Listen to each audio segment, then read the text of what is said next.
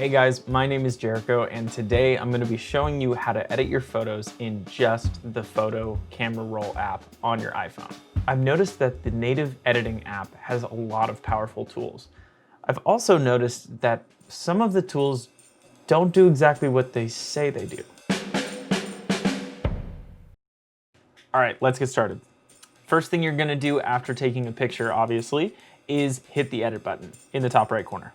You're going to see three icons at the bottom. This stands for Adjust, Filters, and Crop. Now we're going to be spending most of the time in Adjust, so let's just start there.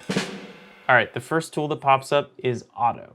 So what that does is it seems to increase contrast, saturation, a little bit of brightness, a little bit of sharpness, and then it attempts to fix your white balance. Now, if you like that look, more power to you. Like, you're done. But I think we can do better. By the way, you can see what edits certain things have done by tapping on and off the icon, and it will turn off the effect that it's having and then bring it back when you tap it again. You can also remove all the effects from the Adjust section just by tapping on the photo, and that'll show you the original photo. Tap it again, it'll bring it back.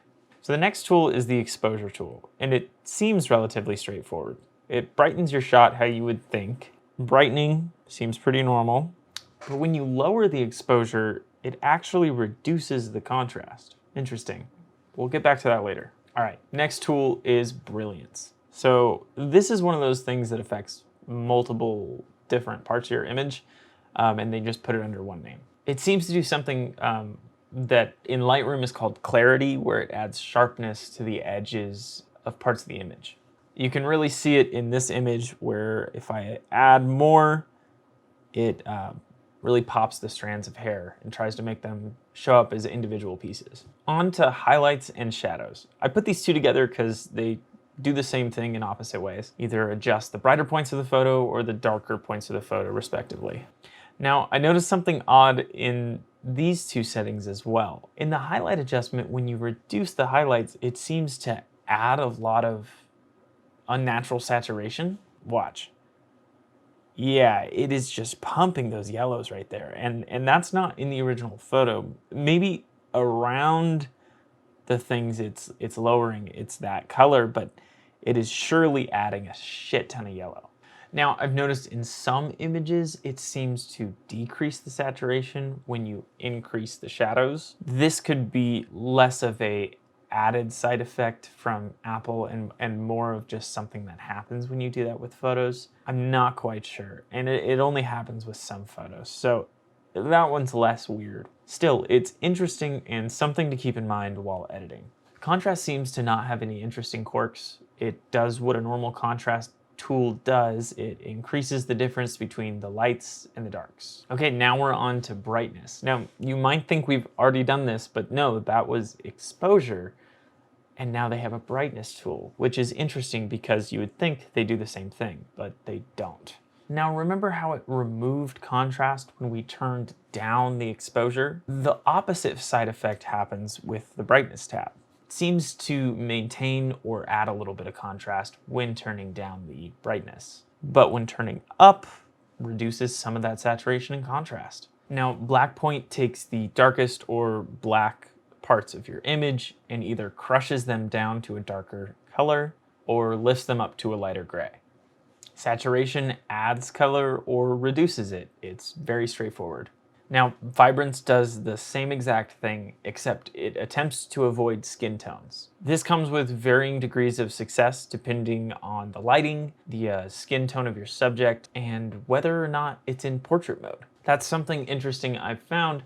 Some subjects have similar skin tones to backgrounds and stuff like that, and if they're matching, the phone has a harder time avoiding affecting the skin tones. But if you're doing portrait mode, it's already got a clean line of where the skin tones are because it's already cutting out their face and the rest of their body, so it knows what to protect as far as skin tones. The warmth tool affects the temperature of a photo, so by adding warmth, you're adding red and yellow tones, lifting those up, and by lowering it, you're adding more cool blue tones to the photo.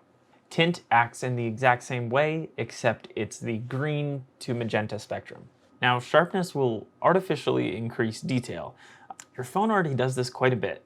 So when lifting the sharpness and adding more detail, it can quickly look fake and very unpleasing to your eye.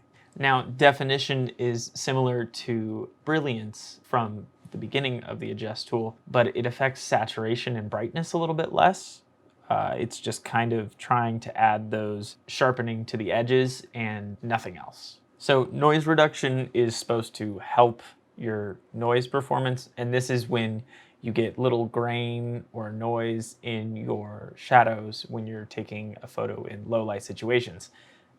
Your phone does this a lot already. It is actually maxing out the amount of noise reduction it can do without really affecting the image quality.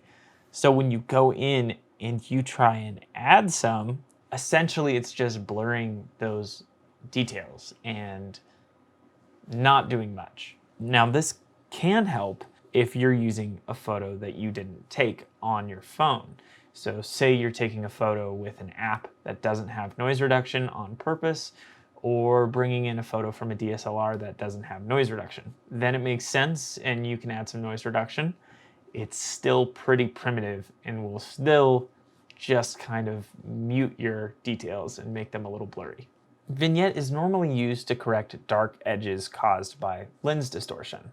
However, it lacks a lot of the functions it would actually need to do that. So it's likely that it's just for the added darker edges effect if you're into that type of thing. Okay, that's it for the adjust tab. All the most powerful tools are in there and you can get some really cool looks just using these adjustments. So you know how to use all those, but you have no time and you want a cooler photo. Let's just slap on a filter. I don't blame you. I do that a lot actually. And the iPhone's filters are actually pretty, you can throw them on and they'll work pretty good, but if you go in and play with them a little bit more, it'll look even better. Let's go through a few. You've got vivid, vivid warm, vivid cool, dramatic, dramatic warm, dramatic cool, mono, silver tone, and noir. An important thing to remember is these all apply at 100%. So you can always tone them back if you want to. This one looks much better at 50% than it does at 100. Adding these filters, adjusting them later, and even playing with the adjust tab after you've applied the filters can really make these work for almost any situation. So I wouldn't recommend avoiding them. I would recommend figuring out how to use them. All right, crop and straighten. This is probably the simplest tool, but can have a very large effect. You can crop freeform. They've got lots of common aspect ratios you can use. It even offers an auto feature which will auto crop and straighten your image. I don't know how it picks what it's doing, but the things I've read online is that this was activated automatically at some points for certain photos, and it doesn't always work, and most of the time it just crops in randomly, it seems like, almost for no reason. So I would recommend staying away from the auto function. If you need to straighten your image, you can use this tool right at the bottom. Now, if you've taken your picture in an awkward situation with your phone, sometimes it will think it's sideways when it's not, and it has a little rotation thing. You can bring it back, easy peasy. You can also do a mirror effect to flip your image. This is useful when taking pictures of text through a mirror, and I think that's it. One more thing in this section, you can adjust the tilt of the image, which is very useful for scanning documents. Anything, if you take a picture of something on a table, but you're at an angle when taking the picture, you can readjust and make it look like you were right above the paper. That's great. You can also use these tools in creative ways. I've yet to find any that look good, but play around with it. All right, the last section. When you shoot something in portrait mode, it actually opens up a couple more things that you can edit. First off, we have the amount that the background is blurred. Not many people know, but you can adjust to be blurrier or only slightly blurry in the background. This can help if the edge was not defined perfectly, make the background slightly less blurry. It might look better. It also gives you this interesting artificial lighting when you take a photo in portrait mode that allows you to what looks like add extra light to the subject, add light while trying to contour the face, stage light, which just darkens the background all the way, stage light mono, same thing, but it turns it black and white, and then high key light mono, which turns the background white. This really only looks good in very, very specific situations, and it seems mainly to just be a gimmick. Okay, some interesting stuff there. I'm not sure why some adjustment modes have those quirky side effects that happen. It could be Apple saying, I know how you're supposed to edit your photos, and using some weird psychology to like nudge its users in the right direction. Or it could just be some weird side effects of editing compressed JPEGs. I genuinely don't know. Regardless, these things are happening, and I'm not sure why. If you think you know, please let me know in the comments. I want to hear what you guys think this is. If I get new information, I'll make an update video. Before I end the video, I am going to go through and edit all of those photos that I used as examples, and I will show you before and after of all of them. Overall, there are a lot of powerful tools in the basic Photos app editor, and that's awesome. I hope I've been entertaining, and I hope I've at least shown you some things that help make your photos even better. If you like the video, please subscribe. I'm trying to hit 1,000 subs before the end of the year. Fingers crossed, we'll see if that happens. But yeah, anyway, bye forever.